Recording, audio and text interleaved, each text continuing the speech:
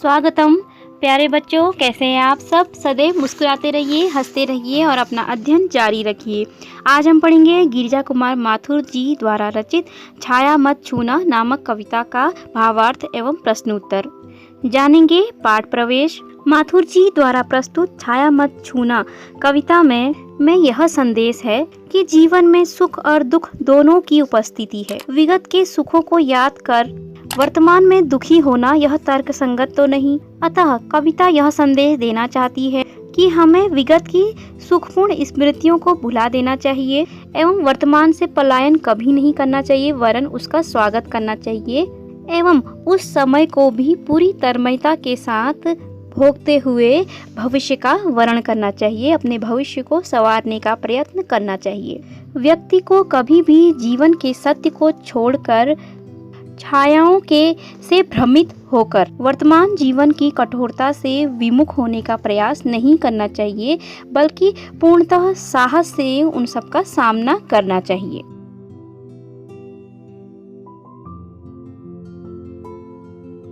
अब जानेंगे भावार्थ।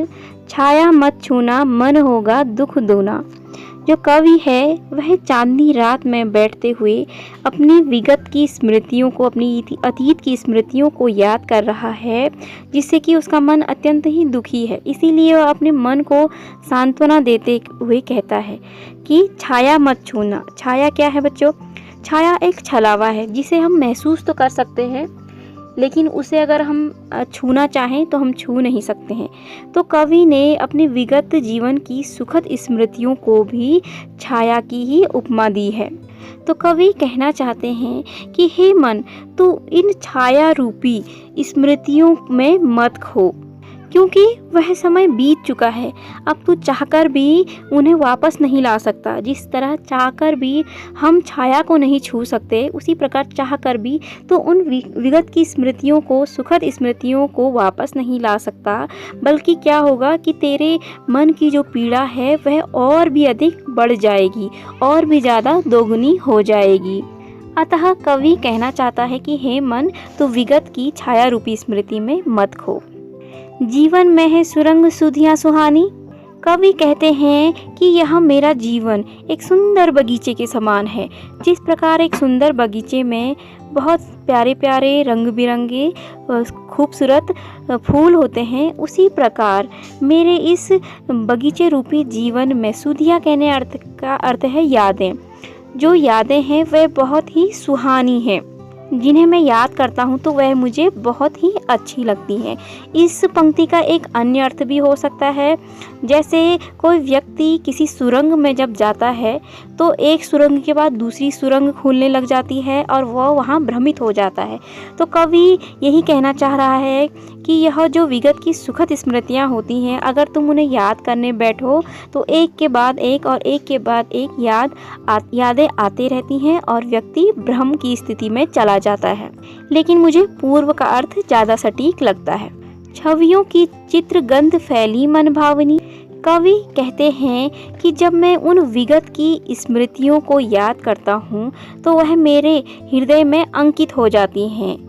एक चित्र के समान मैं उन्हें देख पाता हूँ अपनी कल्पना पटल पे। जिस प्रकार एक फूलों का बगीचा होता है, उसकी गंध दूर तक भी फैलती है, तो उसी प्रकार कवि कहना चाह रहा है कि उन सुखद स्मृतियाँ जो मेरे हृदय में चित्र बनकर अंकित हैं, जब मैं उनको याद करने बैठता हूँ तो उनकी जो गंध है, उनकी जो सुगंध है, वह आज भी इस वातावरण पे भी मैं महसूस कर सकता हूँ, और जो कि मेरे मन को बहुत ही अच्छी लग रही हैं। मन भावनी कहने का अर्थ है जो कि मेरे मन को बहुत ही लुभा रही हैं।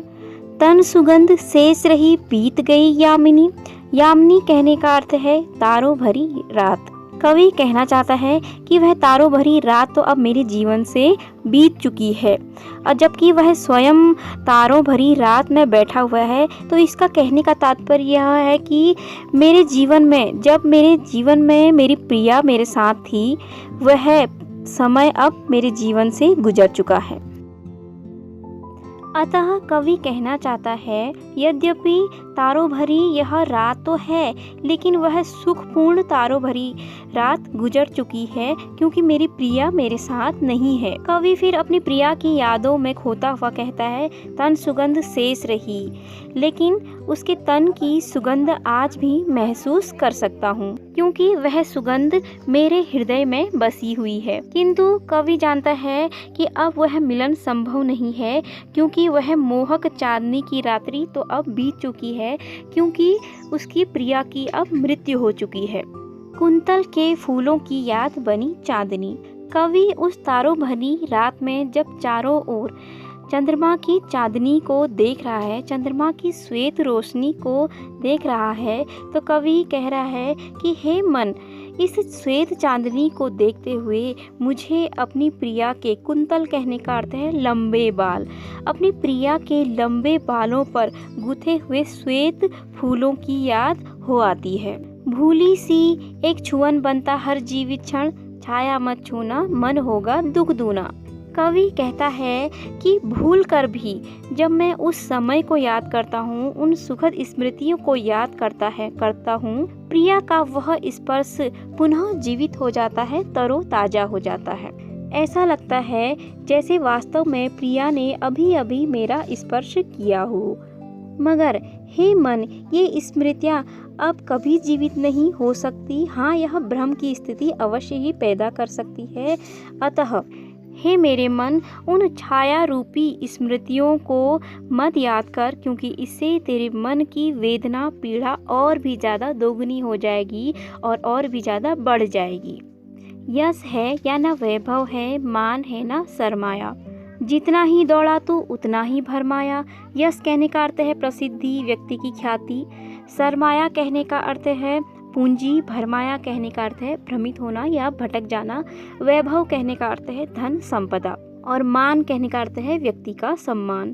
कवि कहता है कि यश, वैभव, मान, सम्मान और जमा पूंजी, यह समस्त चीज़ें ऐसी है कि व्यक्ति अगर इन्हें प्राप्त कर ले तब भी थोड़ा और पाने की चाह में फिर भी असंतुष्ट रहता है, और अगर ना पाए इन्हें तब भी वह असंतुष्ट रहता है। व्यक्ति इन्हें प्राप्त करने के लिए जीवन भर अथक प्रयास करता है, यहाँ तक कि छल भी कर लेता है दूसरे व्यक्तियों से। वह सोचता है कि इन सब चीज़ों को प्राप्त करके वह परम आनंद, परम सुख की प्राप्ति करेगा, लेकिन ऐसा करते करते वह स्वयं भ्रमित हो जाता है। वह जितना इस धन संपदा, मान सम्मान के पीछे दौड़ता है, वह उतना ही भ्रमित हो जाता है। प्रभुता का शरण बिंब केवल मृग तृष्णा है। प्रभुता कहने का अर्थ है कि इस संसार का स्वामी बनने की चाह को कवि ने प्रभुता कहा है।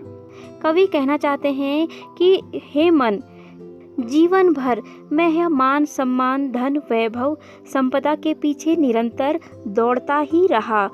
क्योंकि इसलिए दौड़ता रहा क्योंकि मुझे लगता था कि मैं इस समस्त संसार का स्वामी बन जाऊंगा, लेकिन मेरी यह दौड़ कभी भी पूरी नहीं हुई और मेरी यह इच्छा एक बिंब अर्थात एक छाया के समान रही, जो मुझे सदैव भ्रमित करते रही। ठीक उसी प्रकार जिस प्रकार एक हिरन रेगिस्तान में प्यास से तड़प रहा होता है तो दूर से चमकती हुई रेत को वह जल समझता है और वह निरंतर उसके प्रति भागता रहता है, लेकिन उसकी प्यास कभी भी पूरी नहीं होती है। उसी प्रकार इस संसार का स्वामित्व बनने की इच्छा भी मेरी उस मृग की प्यास के समान ही रही। हर चंद्रिका में छिपी एक रात कृष्णा है। तो कवि कहना चाहते हैं कि हर पूर्णिमा के बाद एक अमावस्या निश्चित है और अमावस्या के बाद पूर्णिमा निश्चित है, अर्थात जीवन में सुख और दुख का क्रम सदैव ही चलता रहता है। इसे हम चाहकर भी बदल नहीं सकते हैं।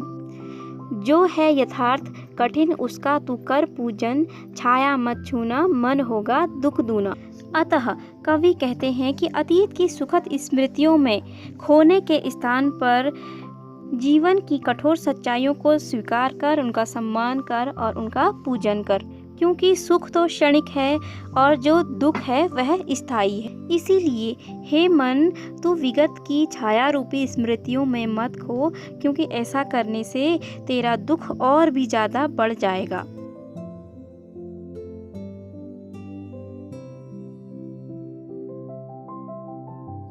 दुविधा हतसाहस है, दिखता है पंत नहीं, देह सुखी हो पर मन के दुख का अंत नहीं। जो मन है वह हमेशा एक दुविधा में रहता है। वह सोचता है कि विगत की स्मृतियों को याद करे या कठोर यथार्थ को स्वीकार कर ले। इसके कारण उसका जो साहस है वह साहस भी शिथिल पड़ता जाता है और उसे उस चीज़ से उबरने का उपाय या मार्ग दिखता नहीं। देह सुखी हो पर मन के दुख का अंत नहीं। कवि कहना चाहता है कि यह आवश्यक नहीं है कि हमारे पास आसपास जितने भी आरामदेह सुविधाजनक उपकरण हैं वह सब हमारे मन को भी अत्यंत ही आनंदित कर दे, क्योंकि शरीर के सुख और मन के सुख अलग अलग होते हैं। कवि आगे कहना चाहते हैं कि यह शरीर पूर्णतः स्वस्थ और सुखी है, फिर भी प्रिया के अभाव से मन के दुखों का कोई अंत नहीं है। दुख है न चाँद खिला शरद रात आने पर, क्या हुआ जो खिला फूल रस बसंत जाने पर। कवि कहता है यद्यपि आज शरद ऋतु है, आसमान भी स्वच्छ है, किंतु चाँद नहीं दिखा। चाँद नहीं दिखा है कहने का अर्थ है क्योंकि आसमान में तो चाँद है, लेकिन कवि को अपनी प्रियतमा रूपी चंद्रमा के दर्शन नहीं हुए, इसलिए उसे अत्यंत ही दुख है। संभवतः कवि अपनी प्रियतमा के जीवित रहने पर उसके प्रति वह प्रेम भाव नहीं दिखा पाया जिसकी पीड़ा कवि के मन में है। इसलिए वह अपने मन को कह रहे हैं कि प्रियतमा के प्रति जो यह प्रेम भाव उमड़ रहा है अब उसका कोई भी लाभ नहीं है, क्योंकि रस बसंत बीत जाने पर यदि पुष्प खिला हो तो कोई लाभ नहीं है। कहने का अर्थ है कि उसकी प्रिया तो उसके जीवन से अब चली गई है, अब इन प्रेम भावनाओं का कोई भी अर्थ नहीं है। अब यौवन की वह रस भरी बेला बीत चुकी है। जो न मिला भूल उसे, कर तू भविष्य वरण, छाया मत छूना मन होगा दुख दूना।